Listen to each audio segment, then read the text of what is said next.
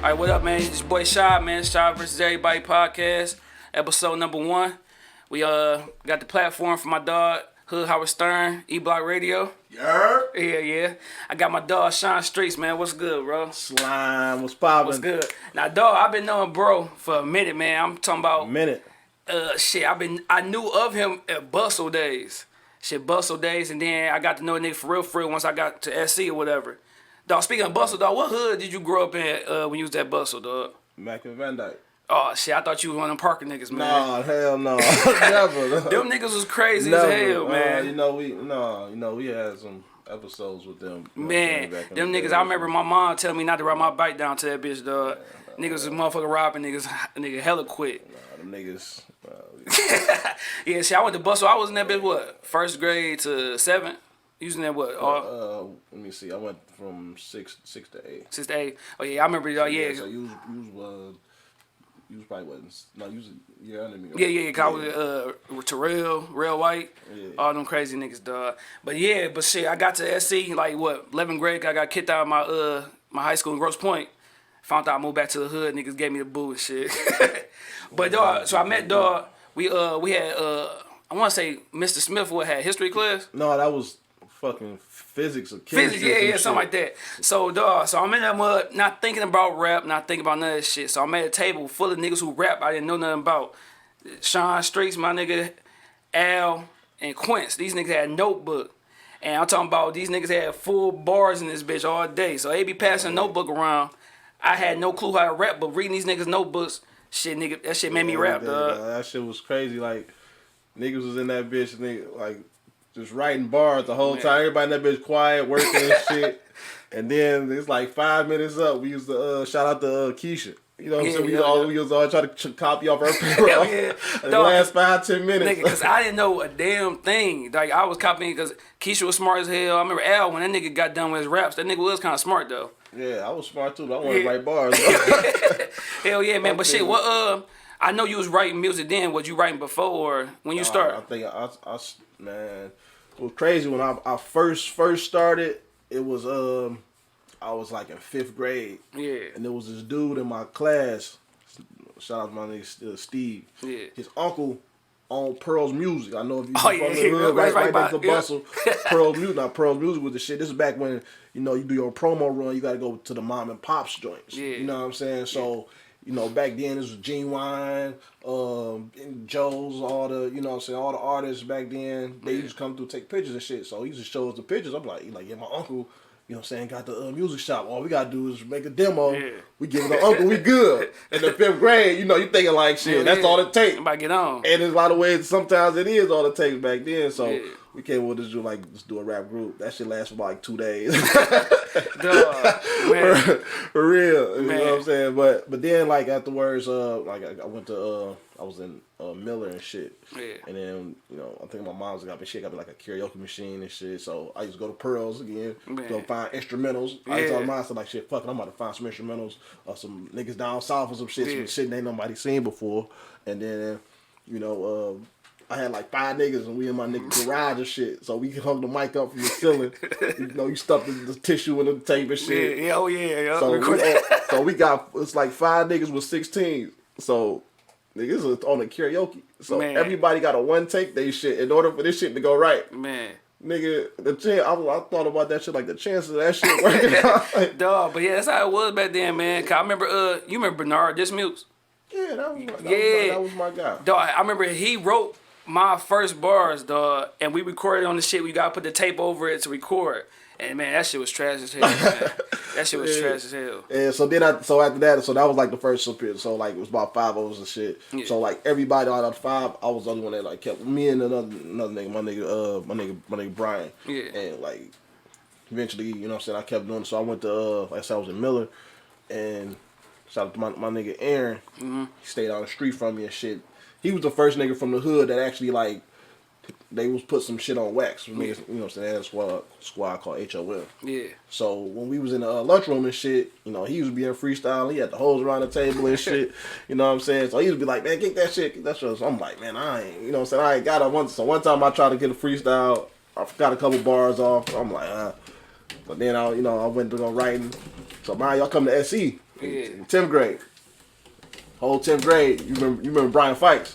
Yeah. Shout out my nigga B Fikes. Fikes was nice. Yeah. You know what I'm saying? So he was had a lunchroom on Smash and shit. So a couple niggas in the freestyle. So I say, I'm about to spend the whole 10th grade writing. I'm about to lay in the cut. I'm watching niggas and shit. I'm laying in the cut. I waited. You know what I'm saying? 11th grade came. Bars. Boom, I'm bars. Knocking niggas' heads off. I'm battling everybody.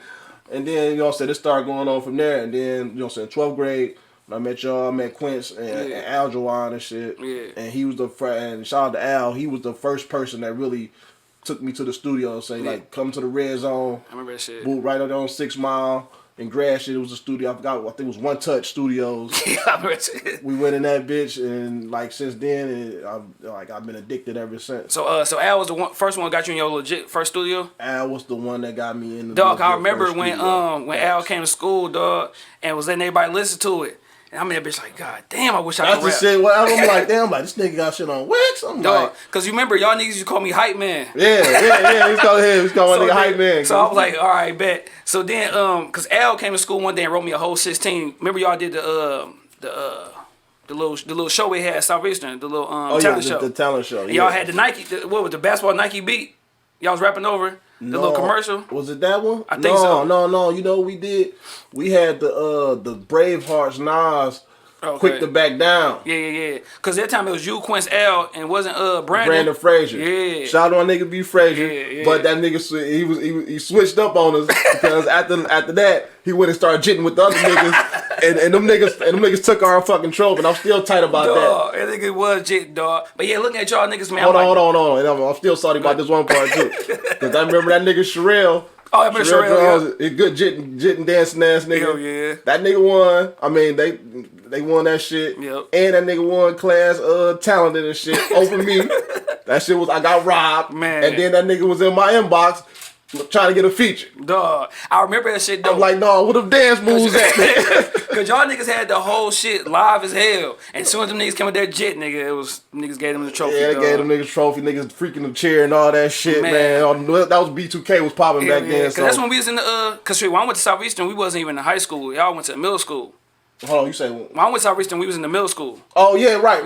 So, They moved our 12th grade year to the. I had to get my car washed like every day because they was building the Bart Scott Field and shit. Hell yeah, but yeah, dog, that shit, man. Watching y'all niggas, I remember I went home one day, dog, trying to write me some bars and shit. Man, that shit was terrible. I didn't know how to write bars or how to even have a structure on paper, so it was just paragraphs at the. And then I'm like, man, I quit this shit, dog. No, listening to Juvenile is how I started counting bars. Yeah. I used to listen to Heavy Cash Money back. Cash Money and Rough Riders. When that tour came together, that shit was like the best shit ever. Yeah. But I was listening, I'm like, how the fuck? Because I didn't know. I used to write a bunch of bars, just so niggas be like, spit something, and then I spit some shit. Yeah. And then I was counting, when I listened to him, I just started counting, like, you know what I'm saying? Okay, Juvenile, he making these songs, this is how you do the shit, and then count bars. But then I started listening to, mixtapes like Clues and shit, them K-Slaves. Yeah. They showed me the different formats because a lot of them, especially New York niggas, they was probably spitting, get their bars off. They'd probably have 2 verses, but 32 bars. Hell yeah. 24 bars. Hell yeah. You know what I'm saying? That should be, you know what I'm saying, still 48 bars if you 16. Yeah, I ain't gonna lie. Different formats. It took me a while to get that structure down because I remember my homeboy Red's uncle told me my first year I wrote, I spit it to him. He like, man, that shit trash. Don't ever do that shit again. I'm like, damn, that's fucked up. All right, well, you say you was rapping at 5th grade, so who was the dudes that kind of like influenced you as far as like the music shit coming up at that age? My earliest memories was like when music was like NWA. Like I used to always like Ren jumping over the fence, getting caught by the police and straight out of Compton. Like that was like my earliest like rap memory, LL. Yeah. Like that was just me being conscious of it. You know what I'm saying? And then I remember like early '90s. Me and my sister used to stay up and watch. Remember the box? Yeah. On 68. And so wait for like a Tupac I Get Around video. I used to love that in the video and shit. You know what I'm saying? Running around with those and shit. Even though I'm like 5, 6, I'm like shit. I want to see Tupac. You know what I'm saying? And then once I started being able to like cop my own music, my brothers used to listen to shit. I used to listen to their shit. They used to be heavy on like Jay and Red and DMX, shit like that. And then once I was able to cop my own music, my first 2 CDs or albums that I was a tape rather I bought was Cameron, Confessions of Fire, and Machiavelli. Yeah. Those was my first two that I caught with my own money. I remember, man, I knew about rap and shit, but my household was only like fucking Temptation and shit like that. Yeah. So only rap nigga that was getting played was for my dad was Tupac. That's it. Yeah. So my shit, I had to kind of go backwards, dog. Me, that's what I had to do. Even like with Jay-Z, it took me a long time to be a Jay-Z fan. It took me a long ass time. Because the main reason is because Pac said fuck Jay-Z. So Pac say fuck Jay-Z, fuck Jay-Z. I don't even know who this dude is. Yeah. And then I found out who it is. I'm like, and then after they passed, like, oh, this the nigga Jay. I mean, Pac said don't fuck with. Like, man. All right, well, let me ask you this then. Since you say, saying you became a Hov fan, I had this argument with people all the time, dog. What do you think is Hov's best CD? The Blueprint. Dog, all right, bet. That's how I feel. I tell niggas that all the time, argue with Hood Howard Stern about that shit, dog. It's the Blueprint. Yeah. Niggas will put, and I can understand they put, Reasonable Doubt in there. Yeah, for sure. It's a classic. Raw, it's the content of it, but the Blueprint's so well rounded. The soulfulness, the production. Hell yeah. You know what I'm saying? You got prime Just Blaze, prime Kanye. Hell yeah, for sure. Shit, you know what I'm saying? Just him, no features except Eminem, who killed this shit. Yeah. Like, you got, at the time, this is like when Jay is at his apex rapper mode. Like, not the businessman, but I'm the rapper. I got the squad around me. Ain't nobody fucking with me, nigga. It's like, I got the title. I'm the king of New York. I'm fending off, nigga. I'm fending off the Locks. I'm fending off Mobb Deep. I'm fending off Nas. You know what I'm saying? So even J.O. Felony from the West Coast, nigga, like, he, you know what I'm saying? And he still reigns supreme. So Blueprint was that for me. All right, before we get into your music, dog, and talk about your shit, just looking at you, hearing your music, dog, I always knew that you probably was heavily influenced by New York niggas. Like, to me, when I think about you and your rap style, I always think about, like, Dipset, think about, like, Fab, think about niggas who have bars and shit. Like, not the whole Dipset, but mostly, like, Santana. Niggas who was having bars and punchline your ass to death. Yeah, like, from, like, my music, like I was, like I said, when I was heavy, I was, heavy West Coast, really, listening, like, coming up listening to Dr. Dre and all that, you know what I'm saying, Cube, I used to love West Side Connection and shit, but once, like, my age started coming up, and then when I started writing, like I said, I was heavy into Jada Kiss. Yeah, he was the guy, like, my brother had that Rough Riders Volume 1. Yeah. And that fucking song, Dope Money.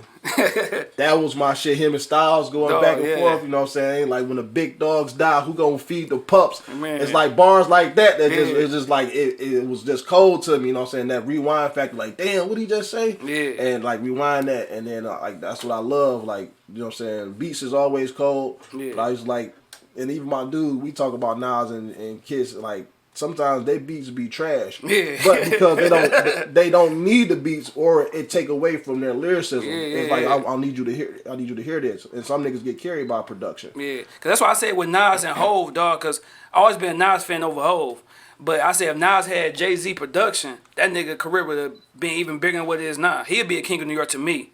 But I think production wise, he just never got the respect because of that. But flow wise, I always believe, like, at the Pac, it was Nas for me. Yeah. And I think, like, a lot of that because Nas, his daddy and shit was like that little jazz and shit. And so, you know what I'm saying, that shit go into, he wanted to have some jazzy songs and shit like that. So I think that's why it go into it. But a nigga like Ross, like, oh, man. Like, Ross, he can get on that, he can get on them 808s on this trap shit. And then he'd get on that soulful melody, you know what I'm saying, mellow, jazzed out shit. And I was just looking at his drink chaps last night on YouTube at like 2 o'clock in the morning and shit. Ross my nigga. Man, hell yeah. Cause to me, dog, if I'm these rappers, dog, if I'm in the industry, dog, I'm going to Ross to see if he can go ahead and motherfucking executive produce my shit. Cause he got a motherfucking ear for the beats.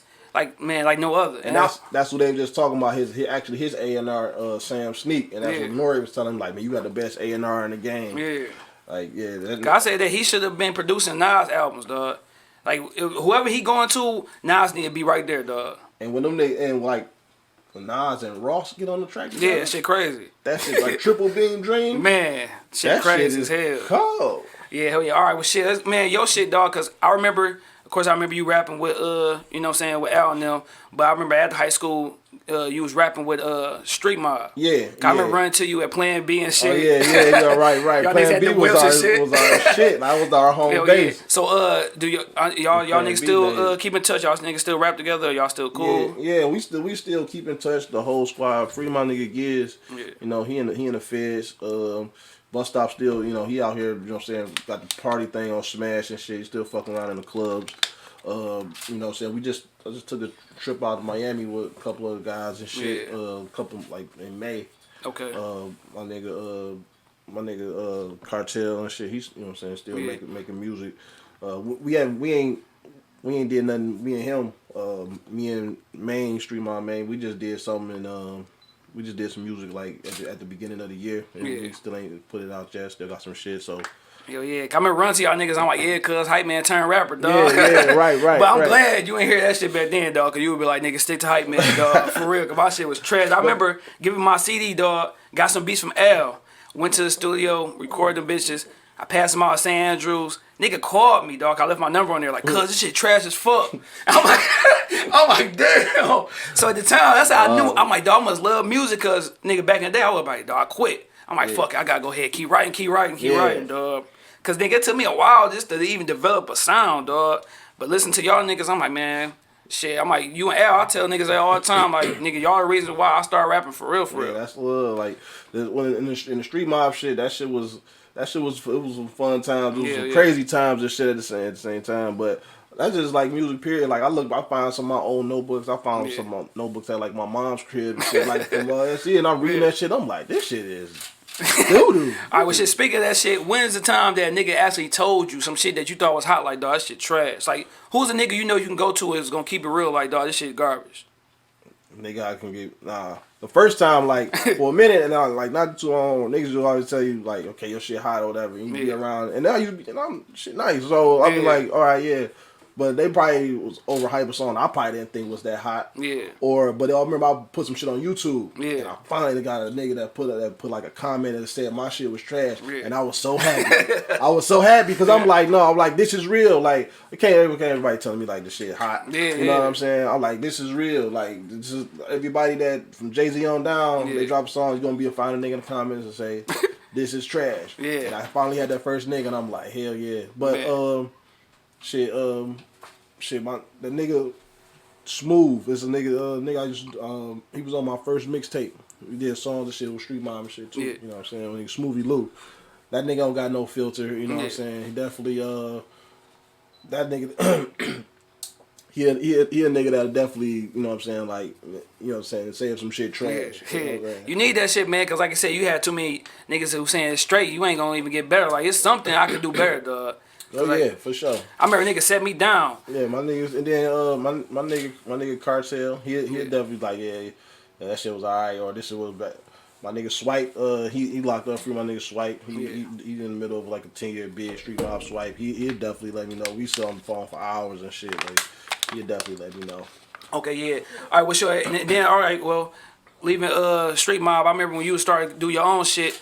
I remember I was in Texas, like, no, shit straight. Yeah, I remember you was in Dallas, right? Yep, your first video I remember was that Business as Usual. Cause you was over at Bustle Park recording some of it. Yeah. So when you started doing it by yourself, like, how was that in the pose of being in the group? Yeah. So, like, before I got with, like you said, when we, you know what I'm saying, I was the company, you know what I'm saying, and then I was doing my shit, and then I linked up with them, just Street Mob being a solo and then being in a group. So I was already, you know what I'm saying, in that mode, but so it was easy to transition out of it.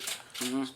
So then when when the shit was falling apart and shit, like shit with Street Mob and shit, when, you know what I'm saying, Feds and all that shit came around and shit like that. So I had to pick up the pieces. I had to, you know what I'm saying, I couldn't, you know what I'm saying, I couldn't rely on nobody. You know what I'm saying, it was just me. So, I was like, shit, I'm gonna get on some of these instrumentals, the shit that I used to, I used to love doing and shit. And then I finally wound up getting like one or two single beats. I was following the Wheezy blueprint, like get it, you know, so get on the instrumentals and then get that one or two like singles and then transition that into like an album or something like that. So that's what I did.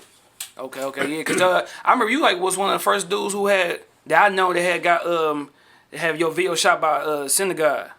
Yeah, Cinema guy, right?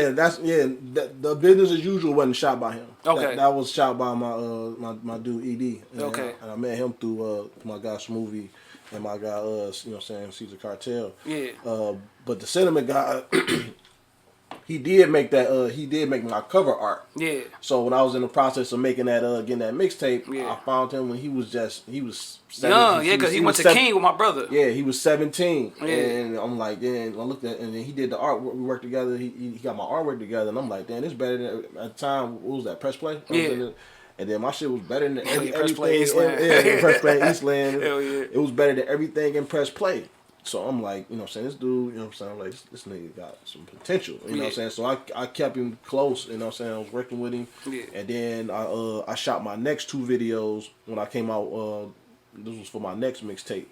And I shot my next 2 videos with him. And then like, when he had, at the time, I think he probably only had like maybe 5 videos in the cut. Yeah. You know what I'm saying? But I seen, and then the videos that he had did, and you know what I'm saying, they was decent. They definitely not to the talent he is now. Yeah. But it was compared to the other people that was doing videos, and compared to my last video. Yeah. And I'm looking at it, I'm like, yo, and I'm like, yo, this shit'd be dope. Yeah. But I could tell he just shooting, so I'm like, yo, I'm gonna write these treatments. Yeah. And then I said, if I give him some direction, it'll be way better. And then that's when we, you know, I wound up writing the treatment to Living My Life, and Crabs in a Bucket, and I wound both up, both bitches are hard too. and I wound up good looking, and I wound up putting them together. Actually, I think Living My Life was on my first, was on the Business as Usual mixtape, and Crabs in a Bucket was on the Slime Ball City mixtape. Yeah. So, but when I shot them, I'm like, yo, I just put them together. And then they just, you know, so I wrote a treatment. I was like in my bag. I was like, you know what I'm saying? Because I was writing so much. I'm like, yo, this ain't going to be able to fit. And me sitting down with him, like while he editing, that's why I love working with him, because I sit with him in the editing room and shit. And it's like almost like I'm a co-director. Yeah. You know what I'm saying? But he gave me the vision, and you know what I'm saying? He's like, yo, like the nigga's so dope. Like when I first worked with him, he's standing on top of shit. Like we on the freeway, or we shot the Ain't Worried About Nothing little freestyle and shit. I had the motorcycles and all that shit. Yeah. This nigga standing on top of trailers and shit, tractor trailers, getting whatever he can to get the angle, man. And that shit was dope as hell. That's what's up, man. Dope. Yeah, because you like one of the first people. Then, cause my brother, like I said, he went to King and he knew that he was, you know what I'm saying, on that type of tip then. Yeah. So yeah, you one of the first dudes I seen. Now I see a lot of people getting videos from him and all that junk. Yeah. You still keep in touch? Oh yeah. That's why he just did some artwork with me. Like he still like. He did some design work with me for some new merch I'm about to come out with. Okay. So So how many mixtapes you came out as a solo at? So solo, I think I got let me see, I got the Business as Usual, I had the Slime Ball City, and then I had the Slime Ball City 2. Yeah. And then, but I didn't release it. Okay. So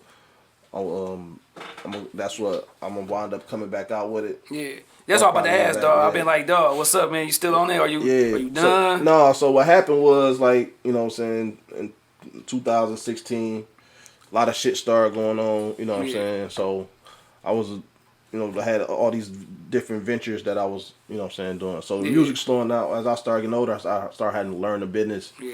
And, you know what I'm saying, then doing merchandise and shit too. Okay. So then I was had to learn that, and then start cutting out middlemen, and then to cut out more middlemen, you gotta learn more shit. Hell yeah. And I remember like Kanye was talking about that. I think it was like on Breakfast Club, like when I'm doing fashion, learning fashion, I'm not doing music. Put that shit to the side. You know what I'm saying? And then like you gotta keep doing them both to keep them all sharp. Yeah. And then like it was for the most part mostly just me. You know what I'm saying? So it took me away from it, and then like my brother had wound up passing in like 2016. Rest in peace, man. Yeah, rest in peace. And you know that shit like railroaded me. Like my plan was I was about to drop cause I wound up dropping a single. Yeah. I wound up dropping a single. What's the name of the fucking single? Money Bed. Yeah. You know what I'm saying? It was totally different direction. It was strictly for the females. Yeah. I had this treatment dope. You know what I'm saying? It's gonna be like a little mini movie and shit. We had a release party. Had Jay Will hosting it. Okay. And you know what I'm saying? Tragedy struck. So it's like. Yeah, I was supposed to drop it like on my I was getting ready to drop on my birthday, which is November, and he passed in October. Oh shit! Yeah, you put everything down there. Yeah, put everything down, and then it's like nigga went into like depression and shit. You know what I'm saying? It was like out the way. I was no social media. Like not fucking. Yeah, you was MIA, dog. Cause I ain't really see you. I usually see you doing some shit, talking some shit. Yeah. Yeah. So I was like, I ain't. You know what I'm saying? I even went to the doctor and shit, and they was like, yo, you ain't got. You know, they was like you know they saying shit like the symptoms, like, but I'm like shit. I'm like, you ain't got the spirit, or you don't feel like you don't want to do nothing that you once passionate about. I'm like, damn, that's me. Yeah. You know what I'm saying? And they was like, you know, we can give you some antidepressant pills and shit. I'm like, so they like, yeah, side effects like could be long term, could be erectile dysfunction. I'm saying, nah, I'm good. I'm good. I'm just gonna look to the sky and get through this one. I feel it. Like, what you, man, coming up, like, you see all these, you know, niggas out the city, you know what I'm saying, doing music and stuff. When you was rapping, was it ever, like, to get a deal or just to get recognition in the city? Because, you know, Detroit got a unique sound right now, but I always like your style because you didn't sound like Detroit artists. You sound, you was your own dude, whatever. Yeah. So did you do it for, like, a deal or just, you know, just to get the recognition? Early, always, my head used to be in the clouds, so I used to always think, like, shit, right now you hear me, I'm gone. Yeah, exactly. You know what I'm saying? So I was always thinking like, jump the line. Yeah. You know what I'm saying? And which wasn't really the right. It is the right way, but not really the right way to probably be thinking. You know what I'm saying? So just by me, you know what I'm saying, thinking like that. I wasn't looking to get to the Detroit fame because I always thought like I was thinking global or I would say or national. I should say. And Detroit is so unique. Is because they almost, especially if you go outside, you know what I'm saying, if you talk to people or especially transplants that be like from Detroit and go elsewhere. Yeah. You know, like the person I was working with, like I had a publicist and she was, you know what I'm saying, she was in Atlanta and she was moving around. She lived in New York, LA, Las Vegas and shit. She said Detroit almost like what's the word? It's not seceded like with like the Civil War shit. Yeah.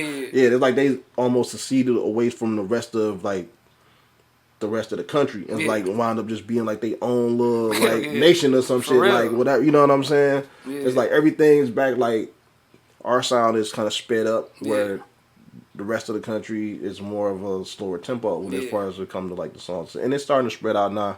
A lot of that because of social media age. Yeah, for sure. But it was just different. So for me, like I say, I always look like it's oversaturated, like that same sound and the same almost production. Everybody got the same content. It's the same story, even though a lot of my life lined up with a lot of they shit too. Yeah. You know what I'm saying? But if I get on the same, it's like I always imagine like. You know the old record company, you go in there, then you sit on demo, they throw it to the side, a pile of them bitches over there. That's the image I think. You know what I'm saying? I look on YouTube and they niggas videos or for Show Mag or whatever. Yeah. It's a bunch of niggas crowded around and a bunch of niggas standing there and niggas with the guns and a cup and doing this and shit. Yeah. And you know what I'm saying? They talk about the same shit. And it's like, shit, if you sounding like Team East or Doughboys or whatever, why would I go listen to you when I could just go listen to the people who mastered this shit? Exactly. I go listen to Peasy shit or go listen to you know what I'm saying, GT shit or Vezo shit. You know niggas who've been doing it. Who set the mark or the blueprint that you following. Yeah. You know what I'm saying? So like I said, I think it's cool to do that, but like you say, it's so many, dog. Like, just so many. That's all I'm saying. Like I don't knock them from doing it because you influence. I mean, people just get influenced, and just like you could look at not just our city but just around the country. You could look and see. You know the term sons, like this my son. Yeah. You can look and see who the sons is. Yeah. Like a lot of these niggas is Chief Keef's sons. A lot of these niggas is like these Young Thug sons out here, and which is a son of Weezy. Kanye and Weezy. You know what I'm saying? Like that shit go all the way back up. So these niggas is you know what I'm saying sons. Yeah, I remember when I first started getting into Detroit music, it was of course Big Hurt. It was Blade. It was niggas like that. Who was Big Hurt with? Rock Bottom. Rock Bottom. All them niggas, and that was the sound. But then I think I first started hearing the sound from Doughboy Cash Out. Right. And then it's like that shit just trickled down. Like everybody would come out, dog, sound just like that shit. Yeah. And that's why I don't think like besides T Grizzly, dog, like do you think somebody can come out here with that sound and blow up? Like it's just outside Detroit, like really like blow up, be mainstream, like somebody who selling first week maybe sell a good number for first week. Now it's probably like 75,000. Yeah. I mean they can, but it's just like I don't know. Like when you say like T Grizzly, he's natural, but he got a major, which was based off the success of First Day Out. Yeah. So if somebody can get a song like First Day Out and that just like sweep across the nation, yeah, they can. But it's like shit. What's going I think with T Grizzly he was unique because he had the story to go. His story, is a unique story. Yeah, hot ass song that was basically kind of like mimic Meek Mill intro. Right. And that's why that shit would play for days. And that was the hottest shit at the time too. Mm-hmm. So I think everything like the stars just lined up right for him. He got out of jail at a perfect time. Yeah. He made a video. Portraying that he just got out. Now you out, you stunting and shit. It's a lot of niggas that can relate to that. Yeah. They get out and he right up there. What was that, Ryan? You know what I'm saying? So yeah. So shit. Out of these new cats, do you listen to like somebody from Detroit that catch your ear? Honestly, I ain't really been listening to a lot of. I've been hearing a lot of people like the only people I ain't gonna lie though. Like as far as Detroit, only people I really listen to is like I listen to Payroll. I like Payroll because he talks shit. You know what I'm saying? He kind of, you could tell. I believe when Jeezy had signed Dope Boy, he really wanted to get Peasy by his, not Peasy, Payroll by himself. I like Vezo. Yeah, Vezo. I like Vezo. I like Vezo more now than I did when he first came out. I think because even like you say, out of them, he always sounded different, even from dancing. Yeah. And then like if you listen to shit, like he got schemes and he got, you know what I'm saying. That nigga can rap. I did a song with him, like, a couple years ago that's in the stash, and I never put it out. It was supposed to be on, on that Slime Ball City too. Yeah. So I don't know, I might put it on there. I got a lot of unreleased songs with a couple niggas and shit, but that nigga can rap. T Grizzly, I'm listening to some of that shit too, but I'm in on Vezo shit. Yeah, to me, dog, one of the hottest Detroit CDs. To me, dog, out of people that's kind of known in the city was KDZ. Forgot the name of that album, but had that Count My Dope Money on there. Count My Dope Money. Dog, that CD was hard. I remember. Shit. What was that? What's the record shop right up here, dog? Van Dyke and Chantonique's. Chantonique's. I went to Chantonique's and got that boy in. That's when they had my man Short Dog on the CD. He was with them niggas. Oh yeah. And my man who locked up Juan. Like that camp was. I like that shit was straight. He had a run like it was. Cause remember T.I. He was talking about T.I. was supposed to sign KDZ. Because when T.I. was here, he was talking about signing KDZ. Yeah, it was like that. At that time. It was like I said, Detroit like almost like a mini industry because it was like at the Blade, it was like a void the same way it was at the Park. Yeah, Big. And then Malik, he was hot at that time, and then KDZ came out at that time because of he was the closest affiliation to Blade. Yeah. You know what I'm saying? So he got a lot of that energy and he came with it. Then we got the Drew rolled into Hey, who was that nigga? Because that nigga had like the hottest verse, and that nigga just disappeared and like. Man, that nigga was just goddamn. That shit was the hot. I remember, dog. Everybody was from Joy Road and Plan B. Hell yeah, nigga, that shit come on, nigga. You throwing up signs, nigga, all that shit. Yeah, dog. When that shit came on, that definitely was getting the club right, dog. Cause I remember back then, like. Yeah, you had around that time. You had this one. You had Tone was out. I say he be with Convict Music, I believe. Yeah. He do a lot of shit, and I think in Canada and stuff like that. DBF. We used to do a lot of shows. A lot of our people was, fuck with them. AJ. AJ, yeah. He be a lot. Hell yeah, I remember that nigga. He was bumping to all them niggas. Hell yeah. But that's when I think, like, to me, Detroit music was a little better at the time because it was a little different. Like I said, like you said, everybody sound the same, man. That's true what you said, that Detroit is like its own country. Because when you go to every other city, whatever, in different states, you be like, these niggas weirdos. But then I was talking to my aunt, maybe it's just us. Maybe we just different from other niggas, dog. Yeah, it is. I'm talking about everywhere, dog. Like, and then, like, everywhere we go, like, we stand out. Like, we stand out, or... like, I remember one time we went to this strip club and I think it was like in Columbus or some shit like that. And then this nigga stripper came up to me. She like, hey, y'all ain't from here. Yeah. And she like, the niggas from this side of town, they wear like they always sagging their pants. The niggas from this side of town over here, they always got the dreadlocks and shit. And whatever the shit she was naming, like, we don't check none of them boxes and shit. Like, y'all don't, like, they don't dress like y'all. Man. Like, y'all got a different type of vibe and shit. Like, yeah, we definitely different, dog, from a lot of people, dog. Oh, what up, Niecy? What up, though? What up, Verdict? Yeah, Verdict. We did an interview with him, man. He a rapper from the East Side. He from around here. Shout out. What up, though? Yeah, he straight, dog. You ever want to take a listen, man? He got it on Spotify, Apple Music. I'll get you his link once. But he straight named Verdi. He from over here on 6 Mile area too. Okay, 6 Mile. What up, though? Yeah, but dog, since you was talking about the merchandise, I remember you had the Slime Ball clothing line, dog. So that was the next though. So that was the next thing. So I wound up starting. I had to start a whole new movement, and I had to take everything I was learned from my previous run with Street Mob, and then I had to do it myself.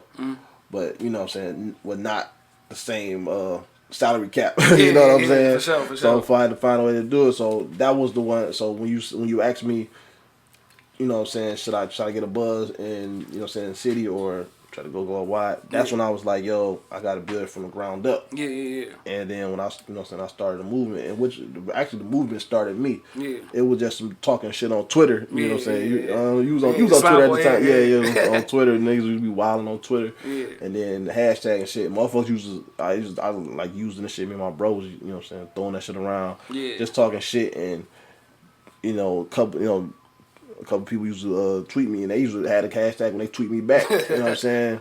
So then I'm like, fuck it. So I wound up going to a shop and like getting it printed. I had 2 shirts. Yeah. I had 2 shirts, and I went to the club with them bitches on one day, and then I seen niggas like, niggas that I knew from Twitter or niggas from the hood, and they like, damn, I want one of them bitches. Someone let me get one of them bitches. So motherfuckers started asking for them. So I'm like, damn. Yeah. I wasn't expecting it because I had like my Twitter name on the back and shit. You know what I'm saying? So I'm like, damn. So that bitch started. So now I got a demand for t-shirts and shit. Yeah. And then, putting orders in and shit. So that shit, I used to know it was growing and shit. So, because a motherfucker would be like, yeah, I was in the club and I seen a nigga with your shirt on or some shit. I'm like, that's dope, because any other way you wouldn't even know this person or somewhere. You probably wouldn't go up to this person at all. So it's kind of like, I was like bringing people together and shit. For sure. You know what I'm saying? So that shit was dope. You know what I'm saying? But that's what Nino, he was helping me give it a new design and shit. I'm gonna show it to you. This shit gonna be dope. So it's still gonna be under Slime Ball and everything, right? Oh yeah, for sure. For sure, man. That's what's up, man. But shit, yeah, cause I think the clothing line, like the whole Nipsey Hussle thing, man, kind of showed you like, dog, you can make money in this mud, like for real, if you do it the right way and learn the business, like, cause him with the clothing line with Crenshaw and then with the mixtape and stuff like that, like with his death and stuff, did that kind of like affect you or kind of make you think about things, or you know what I'm saying, maybe come up with some type of way, because that nigga was hands on in the streets and building his own shit. Yeah, with Nipsey, that shit touched me for real.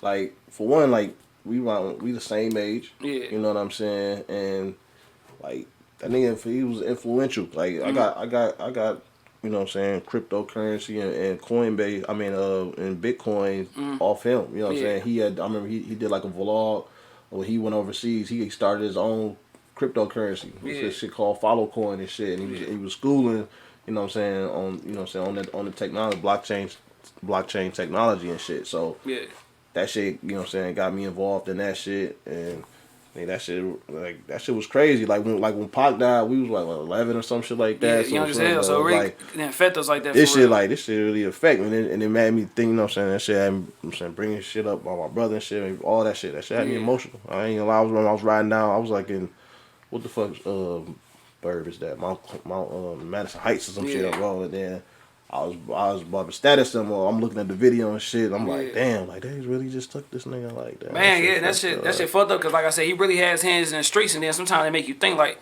do you really want to, you know what I'm saying, be hands on in the streets? Because at the end of the day, dog, there's always somebody that's gonna be mad with your movement or what you doing. You know what I'm saying? I was up on Nipsey a while ago, like 2012 and stuff like that. Yeah. So everything he was doing, I'm like, dog, that shit makes sense, dog. A lot of us need to do that, because you know what I'm saying, he's really cutting the middleman out for real, you know what I'm saying? He's in the blueprint. And I heard an interview, he was talking about how he got the $100 CDs off of sub or something. I remember when he first did that. Yeah. And he broke it down. He was like, he said he got the idea from the video game. Yeah. So he's like, yeah, you can like Call of Duty. He's like, nigga, go, you know what I'm saying, you probably just go buy Call of Duty. But then you got another nigga that's a gamer, so he might be a super gamer, so he gonna go by the game, the download pack, the free pass, all the download content, whatever, because he really fuck with it. You know what I'm saying? So he said he put his shit out regularly. You know, so you can get it for the $10 or whatever. Exactly, like, but the people who really fuck with him, they gonna go pay that $100 because they support him. Hell yeah. You know what I'm saying? It was just like, I remember like when Ludacris came out with like, I think he came out with some headphones and shit. Yeah, when everybody was doing the headphones and shit. Everybody had the headphones out. Like, man, motherfuckers was buying them bitches only off the strength because they fuck with Ludacris. Yeah, hell yeah, man. But yeah, that's some shit, dog. Like I said, that's another thing I think, dog. As far as like the city, dog. Like if we ain't gonna get in through these labels and stuff, man, just gotta make your own way, do your own little thing, dog, and shit. Yeah, and then a lot of times too. At some point, even though he was preaching independent. Yeah, partnership. That's right. At some point, then he went major. Yeah. And I think a lot of times, like when you see like people like Nipsey, Stack Bundles. Yeah. You know what I'm saying? Slim Duncan. Mm-hmm. All them people that get killed in their own, you know what I'm saying? What was the other guy that was down in Atlanta? That was. Oh yeah. Dog, the dude used to be with Dang, I know you're talking about dog, cause he used to be with 2 Chainz and stuff like that. Yeah. He got shot outside the studio. Yeah. Him. You know what I'm saying? Dobie.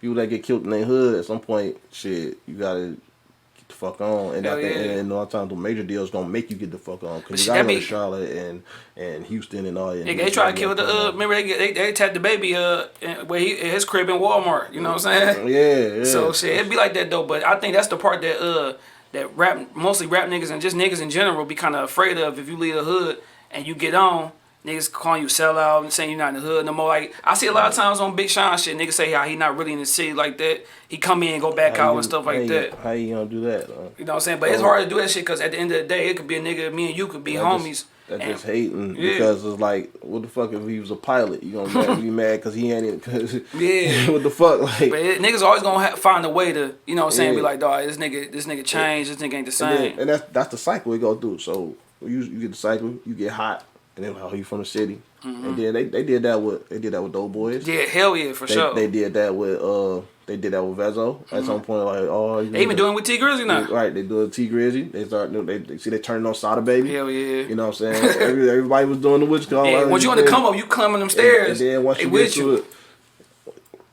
when they see you doing shows in Phoenix and you doing shows over here and what's going on. Yeah, I mean, it's the internet. Niggas don't have jokes for days. You know what I'm saying? I'll laugh at the shit and the memes and shit. But then, like, don't just say like you wasn't just rocking with fucking Stacy. You know what I'm saying? Exactly. Then say like oh, this shit weak. This the same nigga doing making the same music. So sometimes then like you switch up the music, they be like, oh, like what the fuck is this? Yeah. You know what I'm saying? If you want to go experiment because you're core base, and then people be like, oh, you sounding the same. Like you ain't gonna never win. You ain't gonna never please people, and you really ain't gonna never please the niggas in your city. For sure. Because they always gonna find what type of way to hell you or say you changed. You could, like I said, nigga like Nipsey was in the city and still a nigga find a way to take him out. Yeah. So shit. Well, shit, man. I know you just had your son not too long ago. Oh yeah. You know shout out Princeton. Yeah, so you a new dad, man. So with that, do that make you go harder on these businesses, on this music, on these clothing line? Yeah, it actually it make me go harder, but it make me think.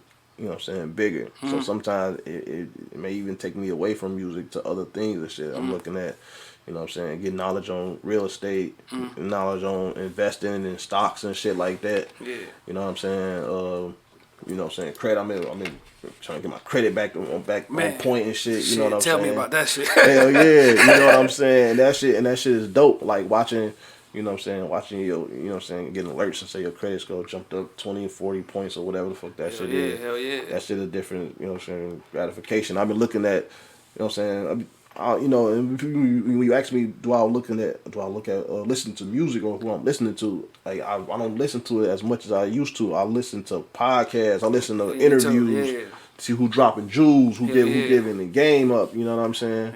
And, like, that's where it's at. And then, you know what I'm saying, and they talking about what books they read and shit. I'm trying to get back back into the books and shit. For sure.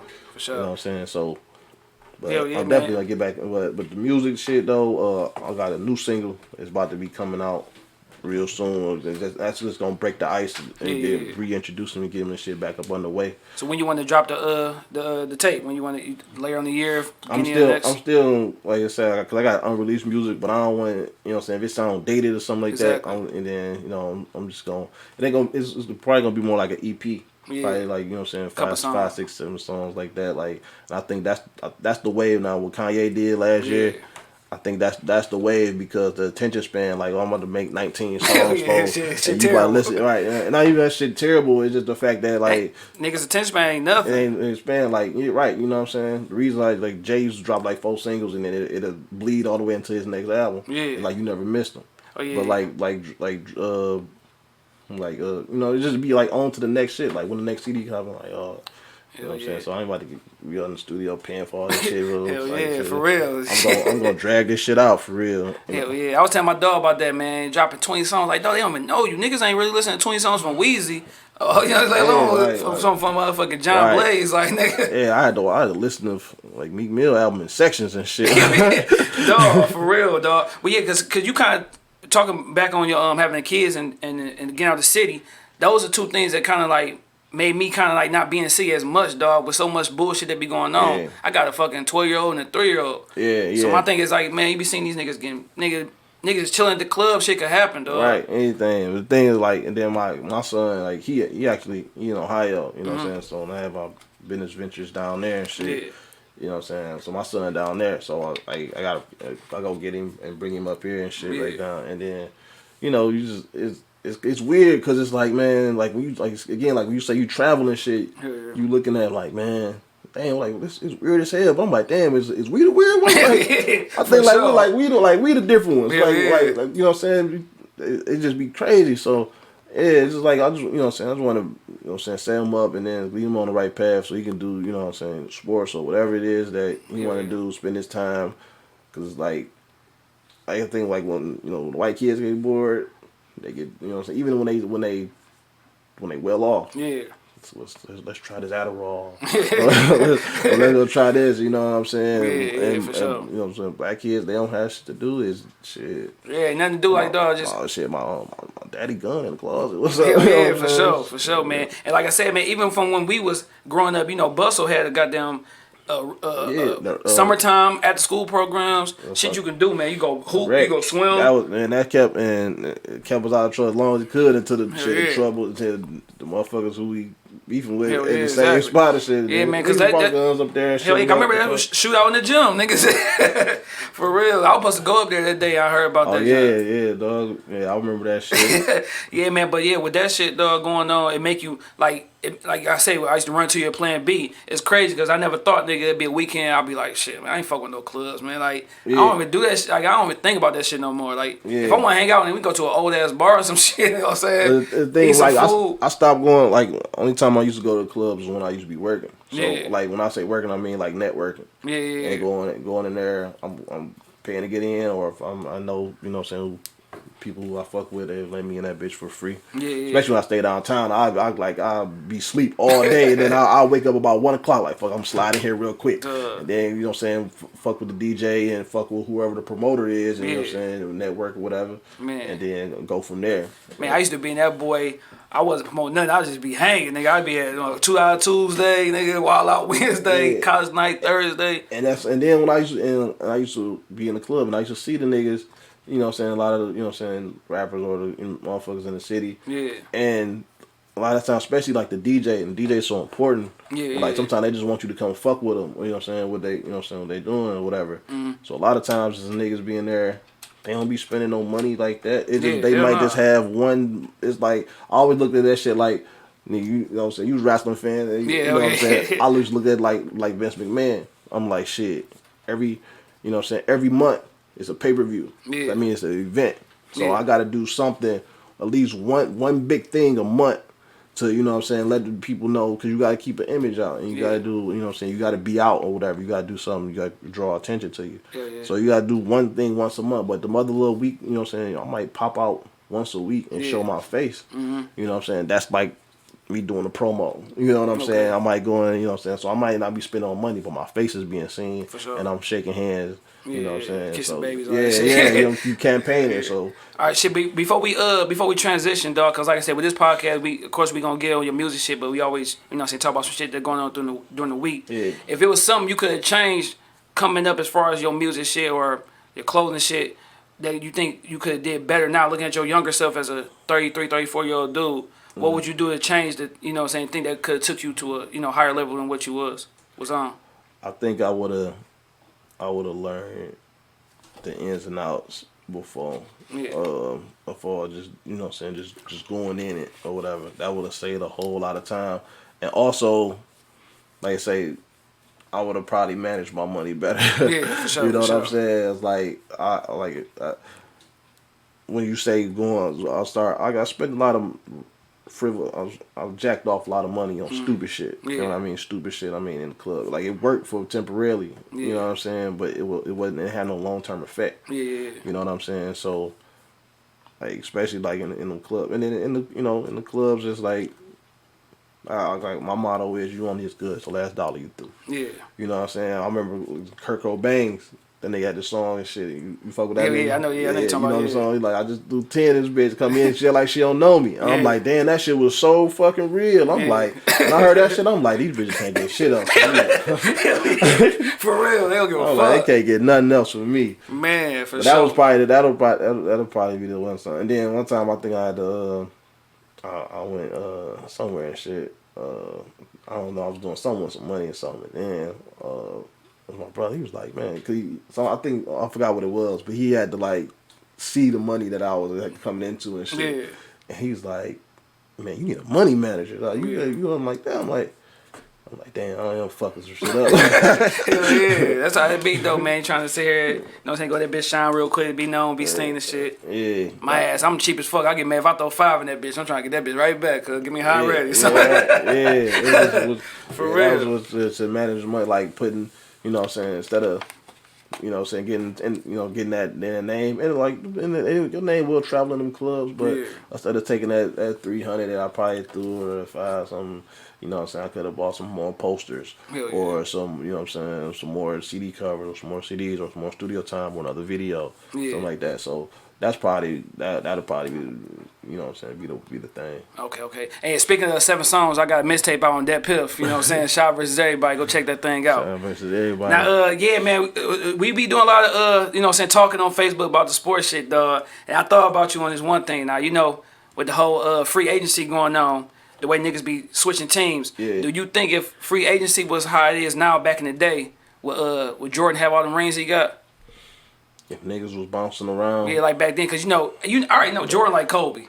And you know what I'm saying? That nigga wasn't going to move. He wasn't going to go nowhere.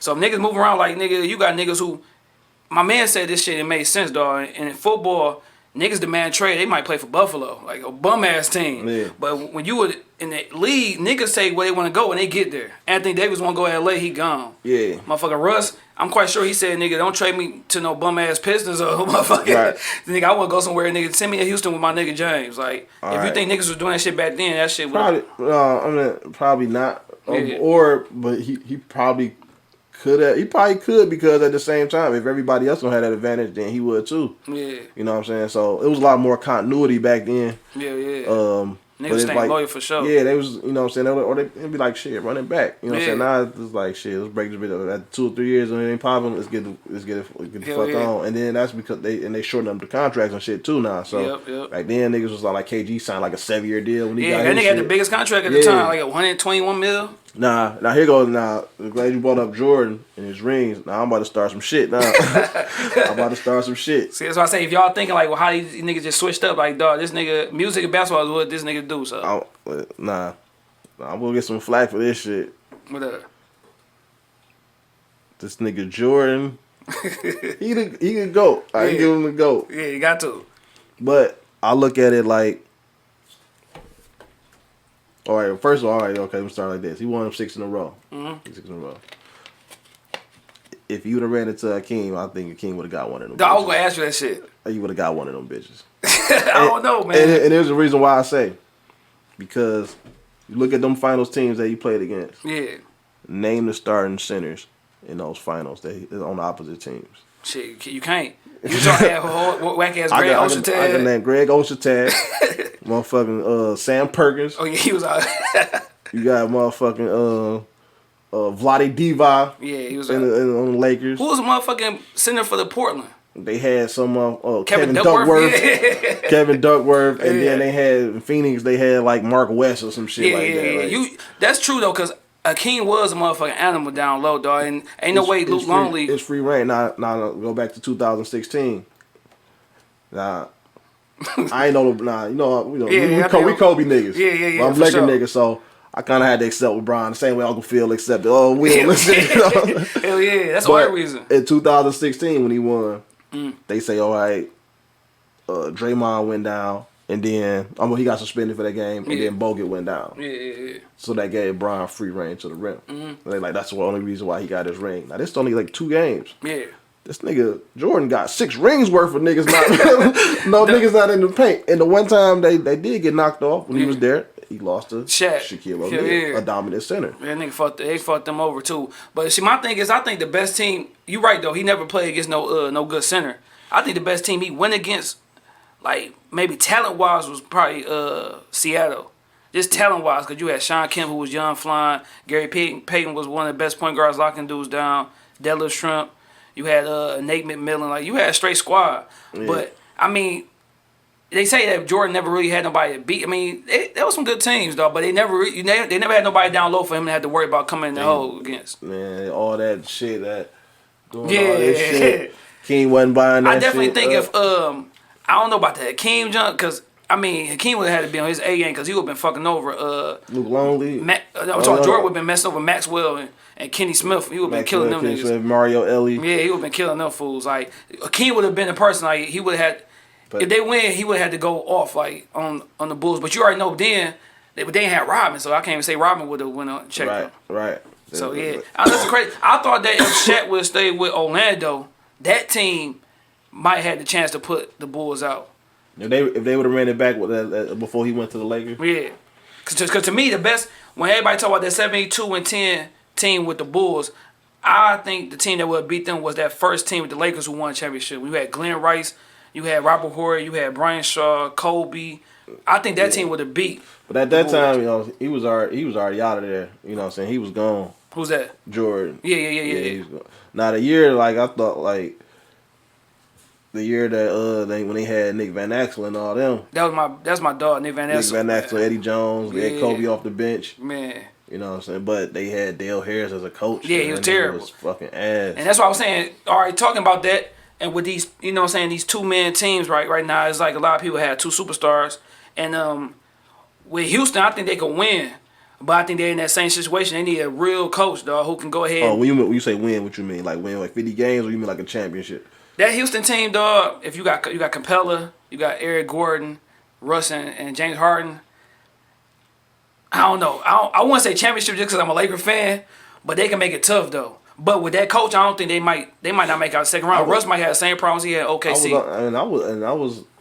I was fucking with Houston. Like I was like ever since James Harden got traded with them, I was fucking with them, and then like I like Pat Beverly and shit, and then they traded him for they should have kept him. I'm like, all right, it's Chris Paul, but I like Pat Beverly. Yeah, hell yeah. And Carroll, he was cold too. Like when he was on the bench, quiet as kept. And I think they need the type of coach, especially for them two who don't give a fucking. Be like, dog, y'all need to get. They need Russell Westbrook need a Greg Pop coach to be able to a nigga who's not scared to say something to him. Yeah, because some of these coaches be too scared of certain players. But now it's like the coaches in the NBA is almost like, and they getting pushed out. There's all these new niggas that's coming in now, all these assistants and shit like that. Old players or something like that. Yeah, all the old players that was, you know what I'm saying. Yeah. Like even when Ty Lue became a coach, I'm like, damn, that's how I know I'm getting old. Hell yeah, Iverson was just stepping over this nigga. Exactly, dog. So all these deals is happening. Who you think the best 2-man show? Cause it's like a 2-man.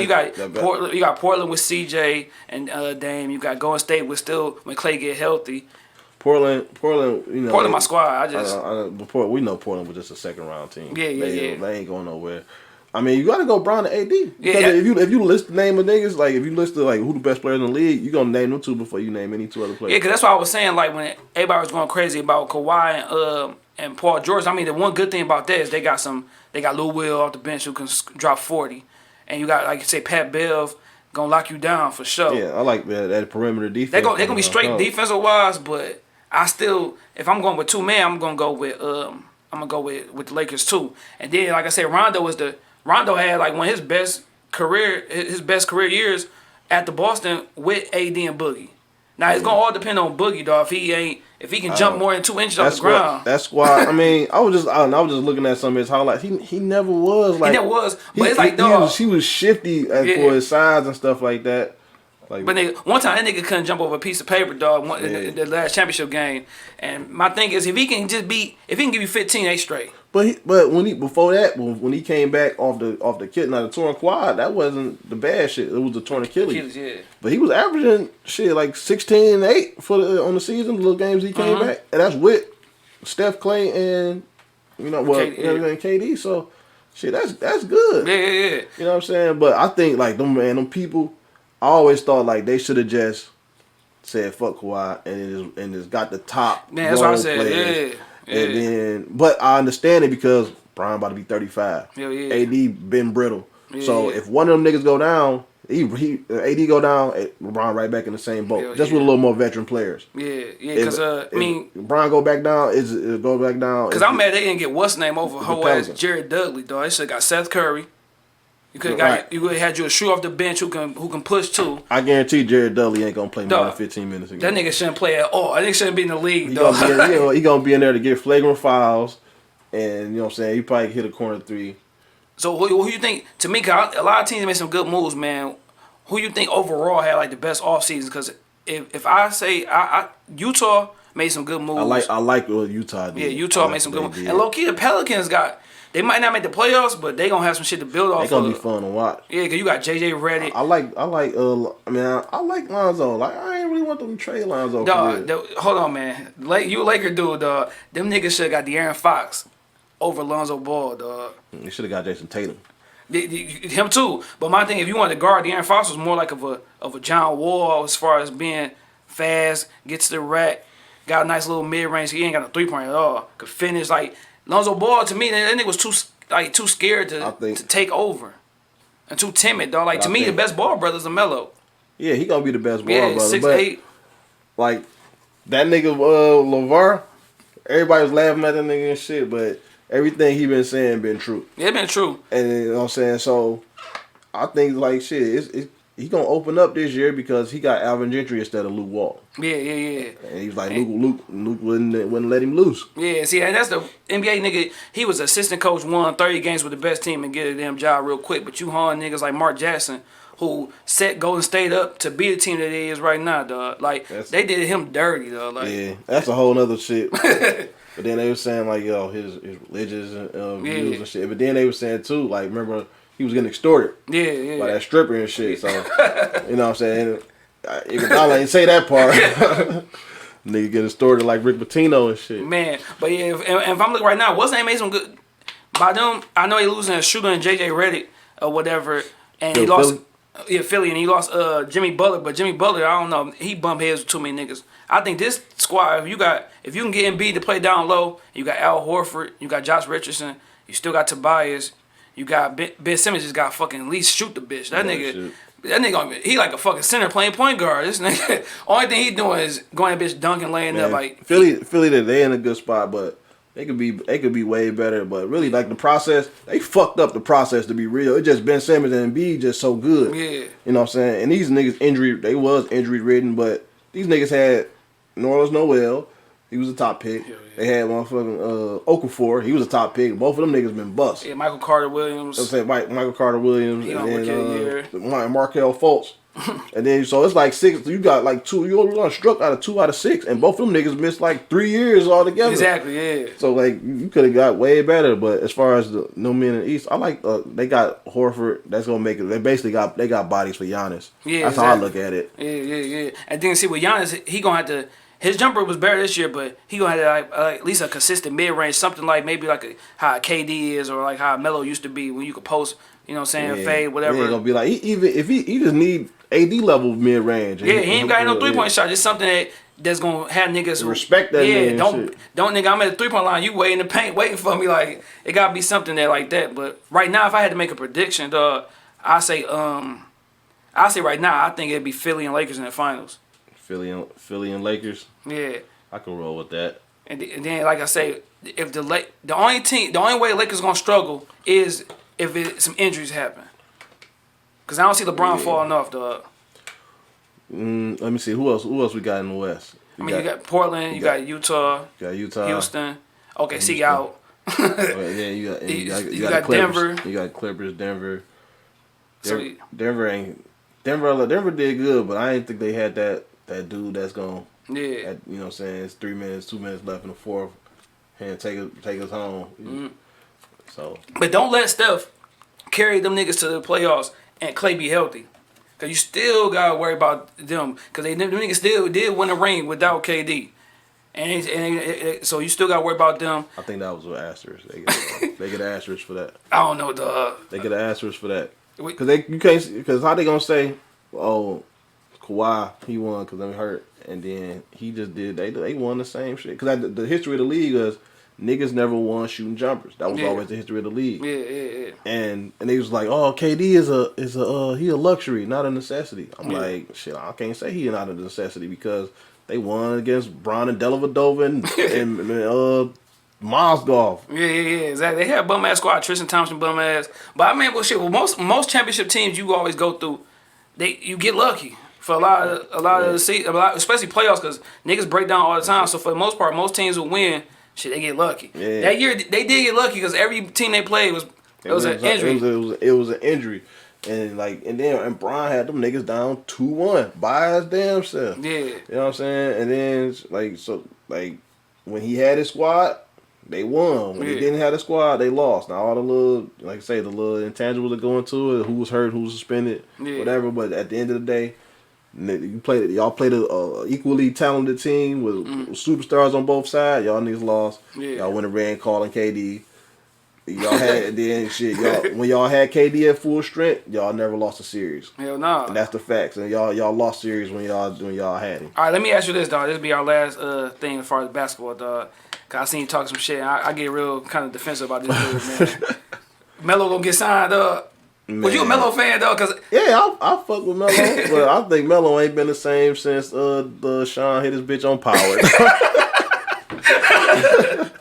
Dog, he ain't been the same since, dog. They came with the hoodie, the beanie. That nigga try to be hoodie Melo, beanie Melo. I don't see. I thought he was gonna go to the Lakers. That's what I thought. Man, but I thought now, last year, like when they signed, they was about to give all the wings away. Yeah. And I thought like shit, they gonna sign Melo. Now shit, he ain't going to the Lakers. I don't know where he gonna go. Man, it's fucked up because it's like when he don't even get a chance to retire. Like they retired you. Yeah, it's kind of like the Al Iverson shit though. Like Al Iverson didn't accept that niggas was coming to the league stronger and faster, and that nigga, let me come off the bench and give y'all 14.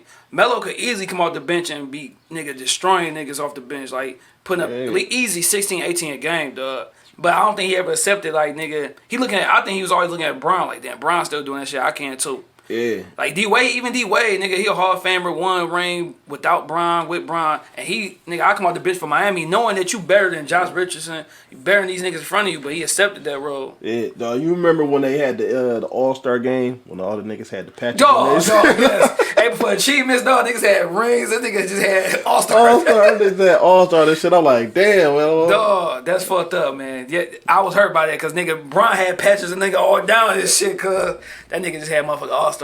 Yeah, I think Melo, man. I think he gonna get another shot, man. I hope he do. I think it ain't gonna be before the season. It's gonna be some old nigga got hurt or some All-Star shit. We might need this one piece to take us over or something. Hurt last year. Dog. I mean, but shit. All right, man. Yeah. Go to State. Come call. Man, somebody need to call. But shit, the way we gonna end everything off, man. I'm gonna say top 3, man. Top 3. So I got a couple of things for top 3. Okay. So top 3 hoopers. Top 3 hoopers all time? All time. Shit. Top 3 hoopers all time. It could be ain't gotta be stat wise or whatever. It could be your favorite, your top 3. Kobe. Kobe.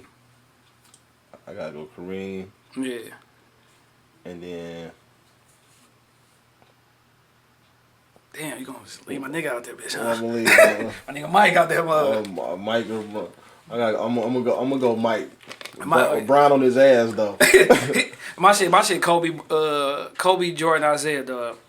All right, so, top 3 CDs. Top 3 CDs. Yeah, it could be rap, R&B, whatever. I'm gonna go Blueprint. I'm gonna go Thriller. Yeah, shit, that's it. And I'm gonna go. Locks. We Are the Streets. Okay, shit. Let's see. My shit is All Eyes on Me, Ready to Die, and Blueprint.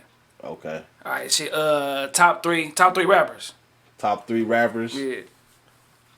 Nas, Hove, and I'm gonna go Pac. Yeah, that's my shit. Well, no, Biggie. No. I said Nas. Oh yeah. I said. Oh yeah. You said Big. Yeah, my shit Biggie, Pac, and Nas. Biggie, Pac, and Nas. Yeah. Okay. All right, top 3 chicks. Like as far as like industry. In the industry. Oh Yeah. shit. I'm going. Hold on. Top 3. Yeah. Hold on, I'm gonna have to pull the gram off of this one. Shit, it could be Shit. I'm tired of Nicki though, man. I'll put Nicki in there. Who else? Shit, J-Lo and A's. I gotta throw J-Lo in there. Hell yeah. And I'm gonna throw Ashanti in there. She been killing the game. Oh yeah. Shit, I'm gonna say I say Neil Long, Friday Neil Long. I say Jason's Lyric, Jada Pickett. And goddamn shit, you gotta go with Ashanti too though, yeah. She been killing Instagram, dog. Shit, I got another top 3, dog. Another top 3. Top 3 top 3 food. Top 3 food? Yeah. Alright. So I'm gonna go with chicken Alfredo. That's what shit yesterday. chicken Alfredo. You know what I'm saying? I ain't been on the beef shit for a minute, but I'm gonna go with the fucking porterhouse steak. Yeah. Medium. Medium, and then my third dish, I'm gonna go with let me see. Oh yeah, salmon. Oh yeah, salmon coquette some shit or just regular salmon? No, I need blackened. Oh yeah, okay. You know what I'm saying? Blackened salmon. My shit is spaghetti Alfredo motherfucking pizza. Bitch all day. All day. All right, I think you're a fucking descendant of a Guido. All right, shit. Now this was shit like if you ain't got nothing, it's cool. I got 2 choices, man. You can either say it's either random ass shit, something random as fuck, or dumb ass shit, something you did that was dumb as fuck. Which one you want to choose?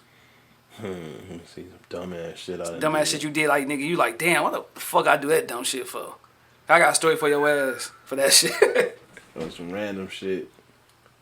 Hold on, let me see. I gotta think about that one. Give me your story. I'll give you my dumb ass story. I just told my Q this shit, dog.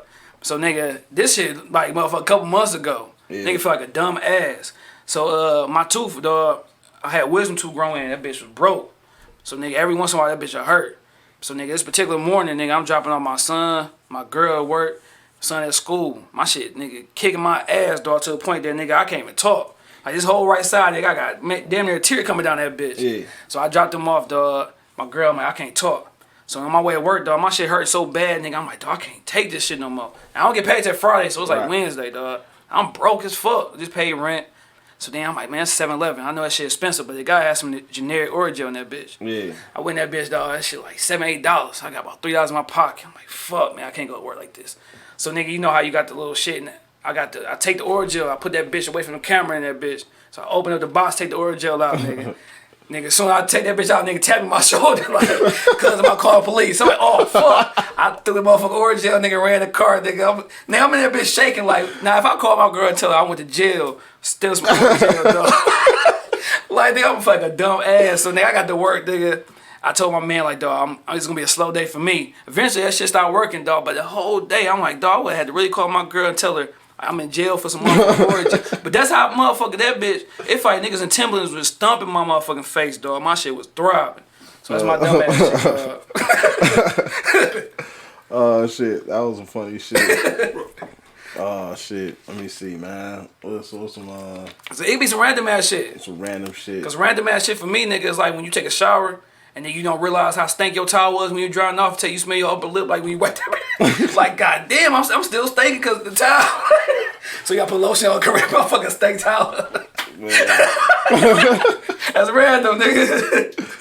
Oh shit. That's how you know, hey, baby girl, you gotta watch these towels. Let me see. What the fuck? Let me see. I don't know. It could be some shit with a chick, nigga, anything. Like. Damn it. Oh shit. Alright. So it's random dumbass. Nah, this was dumbass shit. Yeah. So, you know what I'm saying? I'm blowing this couple years, it's about 2011 or some shit, 10 or whatever. So I'm blowing in you know what I'm saying, I'm in my truck blowing and shit, right? So, you know what I'm saying? So it's a chick that I used to fuck with. She got she from Canada, but she was staying over here. So some shit happened, I think she wound up catching the case. They sent her ass back to Canada. Yeah. You can't come over here. You know what I'm saying? She got cleared up, some shit like that. So I used to go you know, go over to Windsor and shit, or holla at her or whatever. So I ain't I guess I ain't clean my car out or whatever shit. Go over there and shit, we'll come back. You know what I'm saying? Sometimes you get the little random checks and shit. Yeah. Go over there, so I'm waiting and shit. So it's taking a long ass time and shit, longer than normal and shit. So nigga, so you know, so they over whispering in the ears and shit. So I'm like, hold on, what the fuck going on and shit. So they come out the back and shit. So it was a couple of them, they, you know what I'm saying, they come out the back. Motherfucker got the latex gloves on. So I'm like, hold on. What's going on? They on here, they like, yeah, come follow up. So I'm like, the fuck? So they take it in the back. This is like the interrogation room. Now, mind you, this is Homeland Security. Yeah. They got us like in some Tom Cruise interrogation, Mission Impossible shit. Like, it ain't nothing. It's a steel room and a steel bench. Ain't shit else in there but that. Yeah. So I'm like, I know these niggas ain't about to dig in my ass. I know they ain't about to do this. So they didn't know. So they wound up having me take all my shoes off and shit. So they tell me like, yeah, we, you know what I'm saying, we found some weed in your whip. I'm like, some weed? I'm like, man, I ain't got no weed and shit. So come to find out, it was like a baggie with 0.2 in that bitch. 0.2, not 2 grams. 0.2, like a half a joint. You know what I'm saying? So they like, so they're like, yeah, you gotta, so they're like, yeah, this a $5,000 fine. They're like, zero tolerance at the border. Like, you can't, you know what I'm saying, like, you ain't gonna get locked up, but you know what I'm saying, we gotta get a citation or whatever. Yeah. So they like, yeah, if you, like, what you can do, like, you know, you could basically write an apology letter. Yeah. You know what I'm saying? Nah, they like, yeah, we can give it to the supervisor and see, you know what I'm saying, we can get it knocked down to 500. Yeah. So I'm like, all right, so I just gotta, you know what I'm saying, I gotta basically say sorry in writing. Yeah. So it's basically like, it's like a confession, basically, or whatever. Yeah. So I'm like, all right, well, fuck it. I'm like, damn, so shit, I just gotta write some bars and they ain't got to rhyme. Fuck it, you know what I'm saying? We'll put in there, like, they come back, they like, all right, yeah, they're like, yeah, it proved it. They're like, it's 500, but you gotta pay it now. Yeah. Like, right now? Like, yeah, like, nah. Yeah. I'm like, what the fuck? Like, I had like, I think I probably had like 450 or something. You know what I'm saying? So I give them all that shit. And then they like, yeah, you gotta write a IOU or something for the 50 and you gotta send it in or some shit like that. So I'm like, man, all right, whatever. Well, so now, whenever I go back to the city, I'm coming back, you know what I'm saying? So, but I'm scared every time she's like, I'm kind of stalling it out. Like, when you coming back?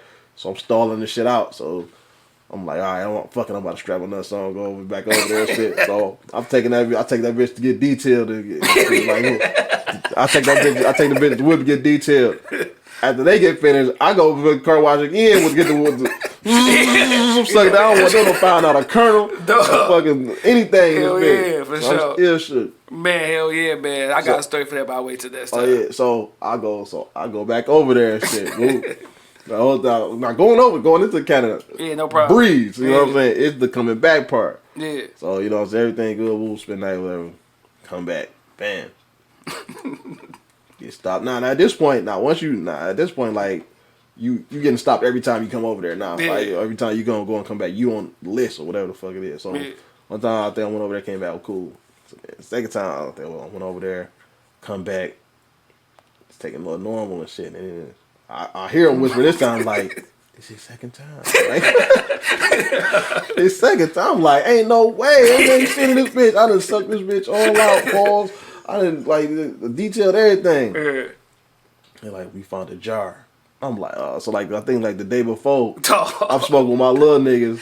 niggas that had some jars like this. This when niggas was selling them 3 for $25 in the little jars and shit. So one of the bitches, I guess, like that bitch fell and that bitch like rolled or something, like rolled back and got caught on something. Yeah. And because it was probably like behind the little steel shit in the seats or whatever, so they couldn't see that. They didn't see this shit. I didn't see this shit. Yeah. These motherfuckers found it, of course. So like, all right. Damn, like same shit. Like you 5,000, but you can try it again. Like I don't know what they gonna do. I'm like, fuck. I'm like, now I was like, damn, this is. I'm gonna fight. I'm gonna write this shit. I'm sorry again. Confessions part 2. Yeah, basically like exactly. I'm like, damn. I'm like, shit. So I write that bitch again and like, all right, cool, 500. I'm like, damn, man. Like, I say, man, this is. It's international pussy. Ain't just yeah, fuck that. Yeah, I'm good. Nigga paying $1,000. I'm like, dog. I'm like, I'm like, shit. When you coming back to work? Like, get your record clean. How much is that shit to pay? I help you get that shit. Whatever you gotta pay, fuck it. I can't keep doing this. Dog, that's funny as hell, man. Yeah, then I ain't go back over there after that. Yeah, dog, probably ain't been back since, huh? Nah. Hell nah. All right, well, shit, man. That's it, man. It was good having you on the show, man. Yeah, appreciate you. You know what I'm saying? We gonna have to come back and do this whole sports shit, man. Yeah, but yeah, my new single. Oh yeah, shout your shit out, man. It's gonna be looking out.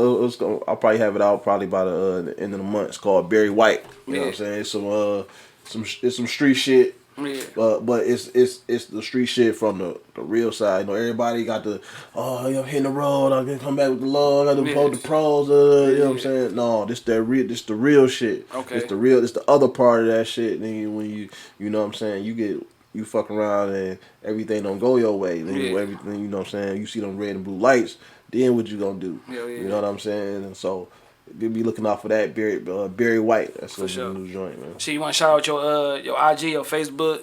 Yeah, you Facebook Shaun Da Slime. That's Shaun with a U and DA the Slime. Okay. Instagram Slimeball Shaun. You know what I'm saying? Slimeball Shaun Slimeball _Shaun on Twitter. Okay, shit. When they can look for them clothes to come out? Oh yeah. Well, everything gonna coincide with the we'll have everything lined up with the single, so I'm gonna drop the single. I'm gonna show you the design. I ain't put it out for everybody yet though. Okay. It's gonna be fire though. Bet. You know what I'm saying? This how I flipped it. You know what I'm saying? Oh yeah. You know what that logo is. Yeah. I already know. Yeah, that's straight. Yeah. Oh yeah, man. Sure, yeah. We gonna shit. It's gonna be some shit that's gonna stick around the podcast, man. It's ain't gonna be no one hit wonder, nothing like that. Like I say, I got a mixtape on Dead Piff. Go ahead, check it out. Shad versus everybody. Shit. In the meantime, till next time, holla at y'all boys. All right, peace out. Peace out.